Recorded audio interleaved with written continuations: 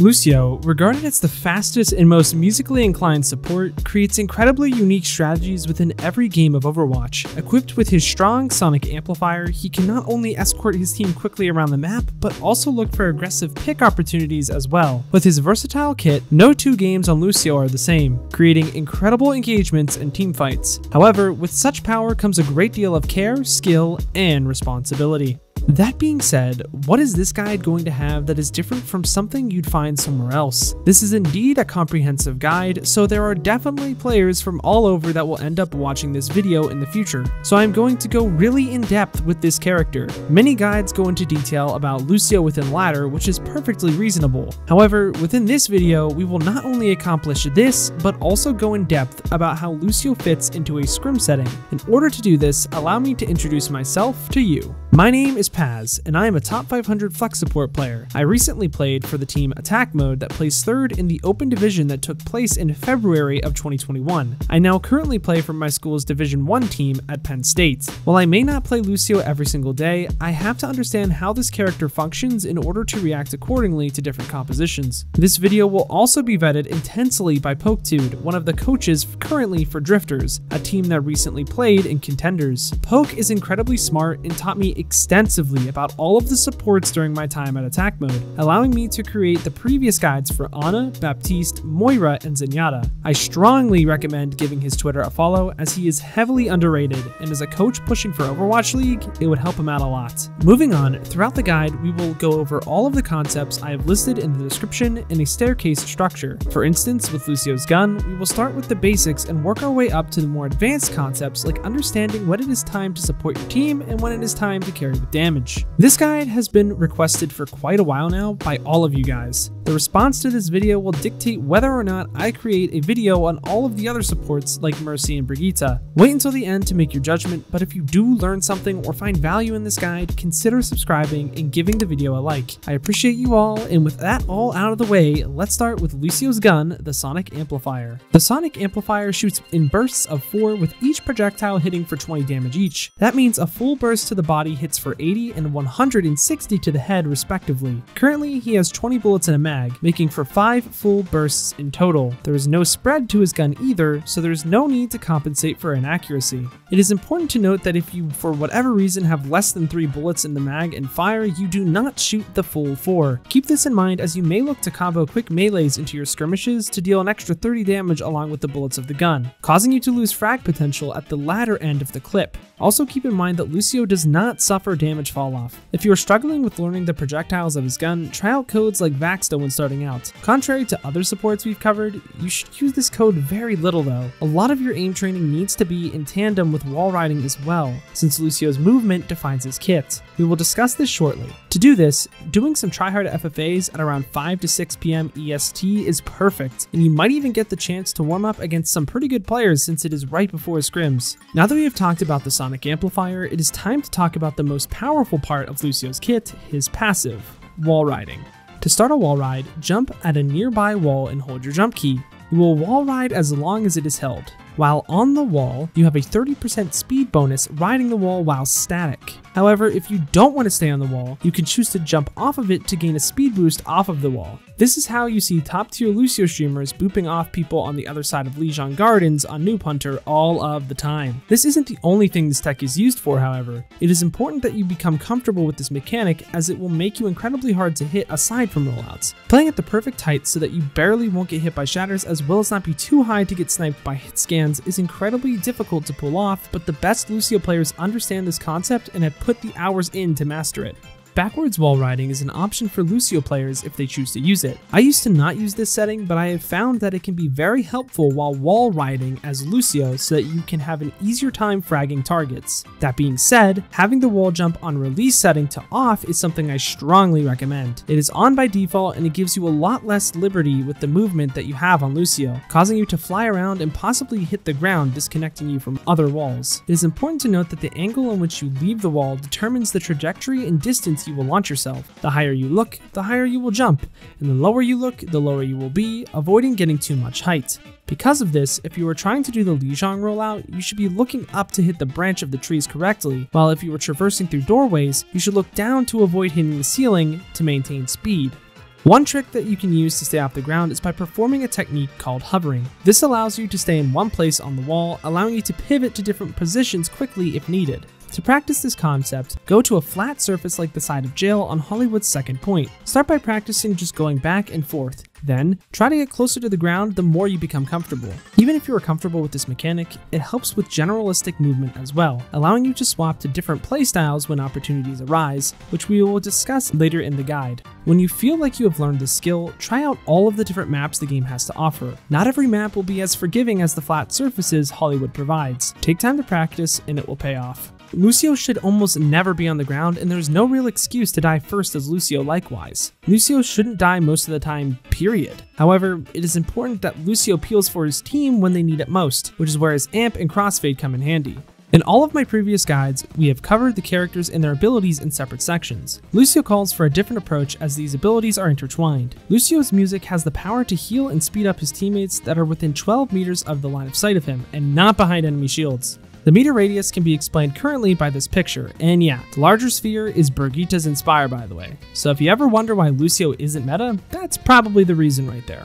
Crossfade refers to his ability to switch between heal and speed songs. When healing, Lucio patches up his team for 16 healing per second and about 12 per second to himself. When speeding his team, the entire team receives a 25% speed boost buff. This is incredible and defines Lucio's place in nearly every meta he is a part of. Keep in mind that Lucio's passive makes him faster after disconnecting from walls, which could actually hinder rotations from your team if you go too far. Also, make sure to look to speed teammates back from spawn when regrouping between fights. This will allow you to take more fights throughout the game, which is especially important when defending against progressing payloads on escort or hybrid maps. It is unreal how many teams don't use this technique to taxi people back and end up taking bad fights without their entire team. Now let's cover Lucio's amp. Amping it up is on a 12-second cooldown and lasts for 3 seconds. It provides healing or speed depending on the song you are on, specifically 52 healing per second to all allies and 40 to yourself, or a 60% speed buff to your entire team including yourself. A common strategy is to amp your team in with speed and crossfade to heals once your team closes the distance on the enemy,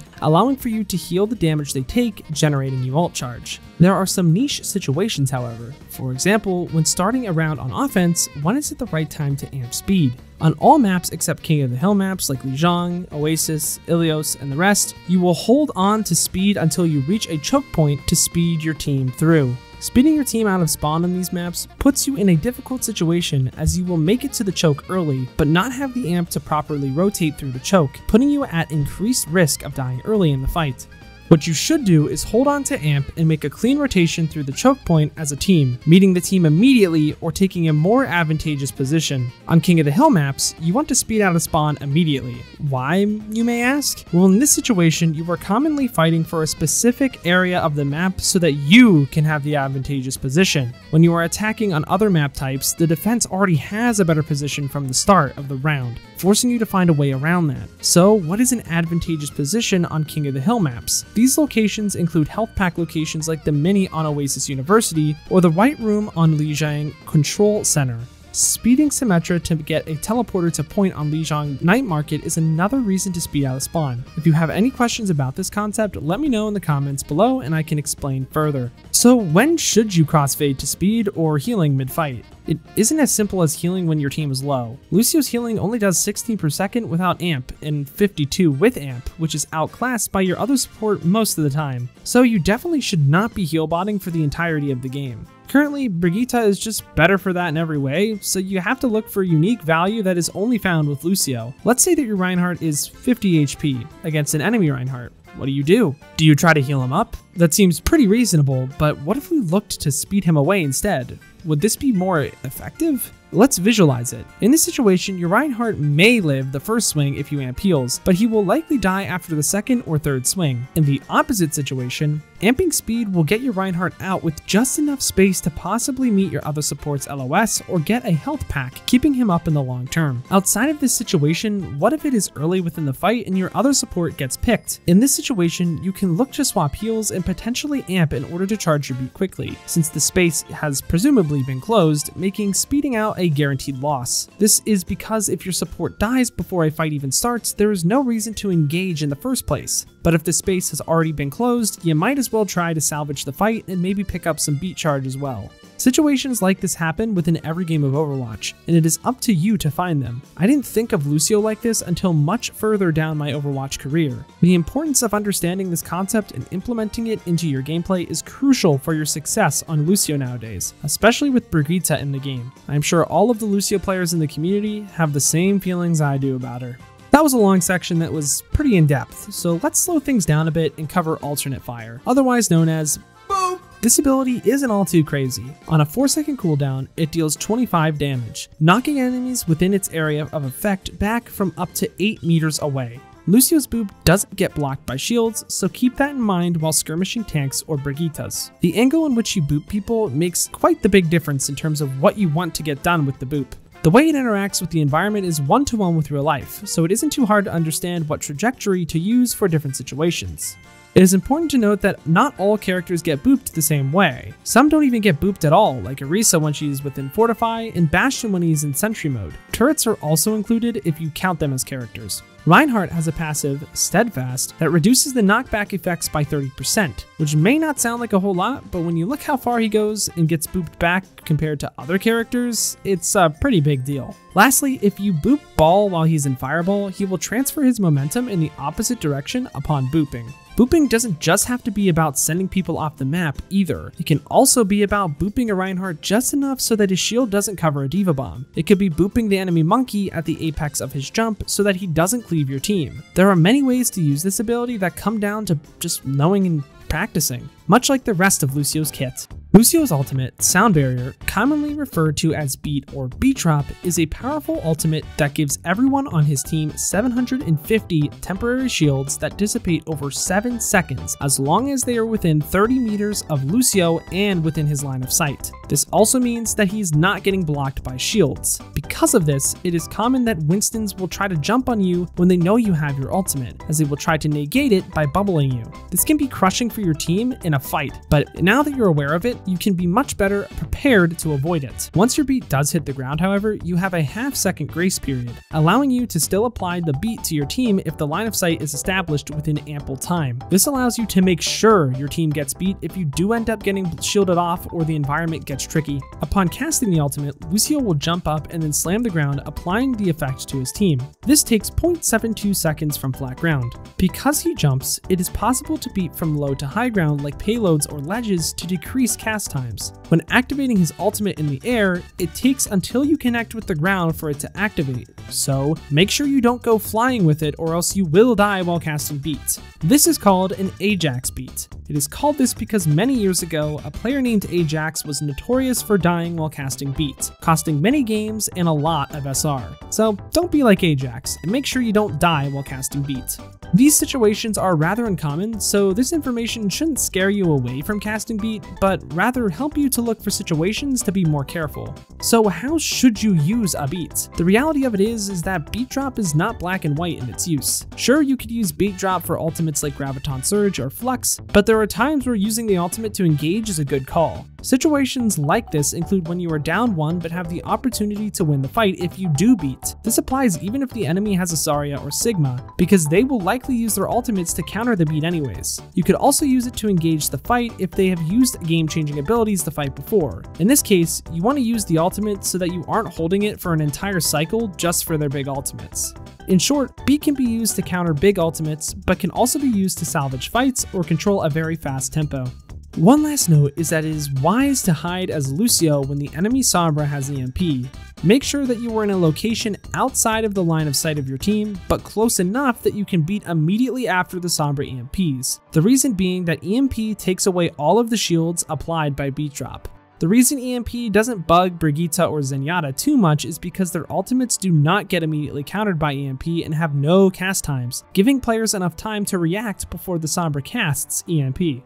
Now that we have talked about Lucio's kit, let's see how he functions into various win conditions. A win condition is a way in which a team can win a team fight. Obviously, there are many different possible win conditions for each and every team fight, but there are some that are more effective and efficient than others. That is, there are ways to win a fight by using a minimal amount of ultimates to get the maximum value needed. So let's talk about 2 compositions where Lucio could be played, powerful win conditions within the compositions themselves, and how the win conditions interact with different comps. The first composition we will talk about is a basic Brawl composition containing Reinhardt, D.Va, Mei, Cassidy, Baptiste, and Lucio. You may recognize this composition from the previous Baptiste video of mine. This composition wants to close the distance on the enemy quickly while pressuring out the enemy Reinhardt as much as possible with heavy damage on his shield and the threat of Mei's Ice Wall. That is their basic win condition. In terms of ultimates, Zarya and Mei using their ultimates together can create a devastating combo that will leave the enemy little options, so much so that in a mirror matchup, teams may consider running a D.Va to counter the combo as well as counter the insane amount of damage destroying Reinhardt's shield.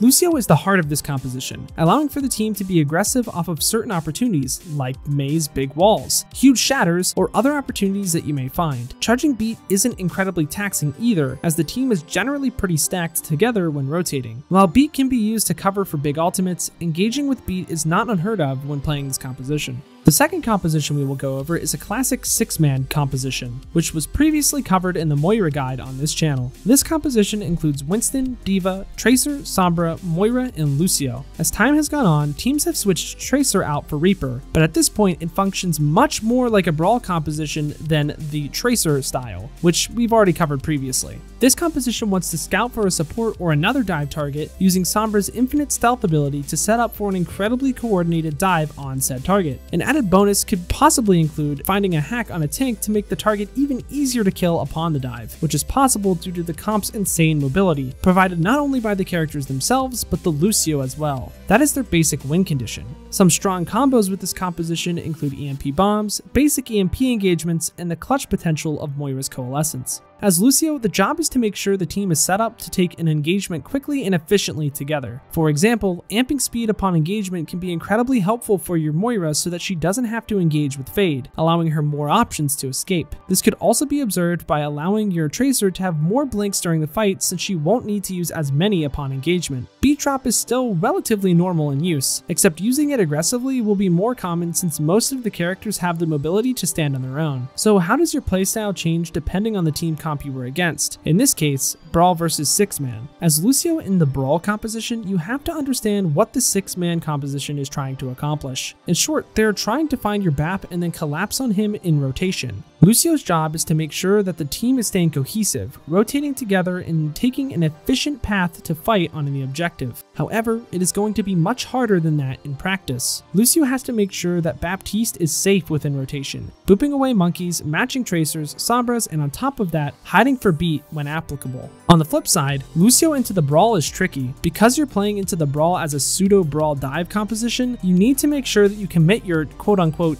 dive as they are in rotation. This means that you will have to make sure to amp speed at the exact right times, allowing for your team to engage upon the Baptiste as soon as possible in rotation. You can also use boop when you engage to split the Brawl comp a little bit more, or to finish someone off with a boop melee combo. Furthermore, when looking to use beat into a Brawl, you can use it for a more aggressive engagement, defensively after they shatter, or to match the enemy's beat. If you are still confused on this subject, let me know in the comments down below if you'd like me to make a video about it. If you have any questions, you can join our Discord server as well with many players just like you. Link in the description. Now that we have discussed win conditions, let's talk about positioning as well as the play styles that affect how you position on Lucio. Positioning is relatively simple as a concept for Lucio. As previously stated, you want to make sure you are high enough off of the ground so that you don't get destroyed by tank crowd control abilities, but also not so high in the air that you are a sitting duck. Maintaining a centralized position is important, however, considering the fact that Lucio's auras have a certain radius players need to be within. This is all pretty simple to pick up, but what if the team just isn't cutting it? In videos past, we've discussed how Lucio can take matters into his own hands when needed. This style of play is generally referred to as Reddit Lucio. If the team is struggling to find a good rotation formation into double sniper compositions, going on a flank to duelist snipers is a reasonable option. You can also look to pair your aggression with your team's off tank to deny them value. Just keep in mind that this isn't practical in every situation. However, it's important to understand that redditing is viable enough to find value somewhat consistently in a ladder scenario if executed correctly. Lucio's damage potential is something that cannot be overlooked when picking him, especially since his higher mobility means that you can do some jobs that Brigitte can't, especially in the current meta. Just keep in mind that when you do end up flanking as Lucio, you tend to end up with less ultimate charge in the long run, which can be crippling for your team. In a professional setting, Lucios who die first tend to get 1 to 2 less beats per game, so if you're gonna red it, make sure you make it count. To finish off the guide, where are you going to see Lucio in high-level team play? We haven't seen him a lot recently due to the reign of Zenyatta and Brigitte, but when we do see him, it will likely be in a brawl composition with a stacked team composition. This isn't to say that 6-man compositions are out of the picture either. They have stayed relatively consistent within the meta, but are highly map dependent. The characters I suggest duoing with in ladder the most include Reinhardt, D.Va, Reaper, Moira, Baptiste, and even Ana and Cassidy if you want to.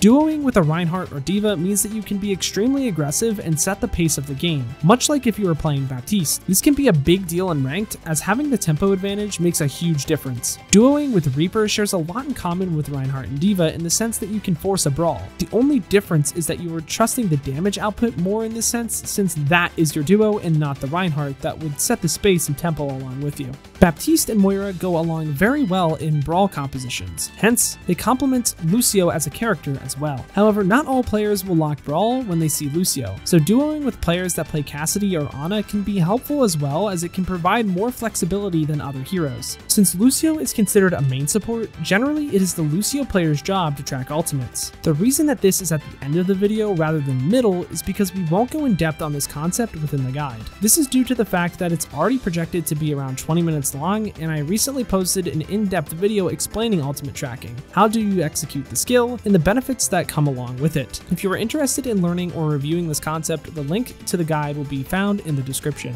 Let's close off with a few takeaways. For beginners, practice moving and shooting with Lucio. Since movement is important, it is incredibly understandable to take a good amount of time to practice this. This includes practicing hovering as well as general wall riding techniques that can be practiced using tryhard FFAs as well as Lucio surf lobbies. Make sure you feel comfortable sitting on a wall. For intermediate players, start thinking about how Lucio fits into the composition you are playing and look to use your cooldowns to reflect the playstyle you are playing. Look for moments where you can speed your teammates to safety rather than just use your amp to heal your team, and don't be afraid to get aggressive. Become comfortable using walls to make plays and never rotate without jumping from different objects. For advanced players, practice your ultimate tracking and make sure you can translate ideas to your team quickly and effectively. Understand when it is time to flank and deal damage to push your limits and make your value known.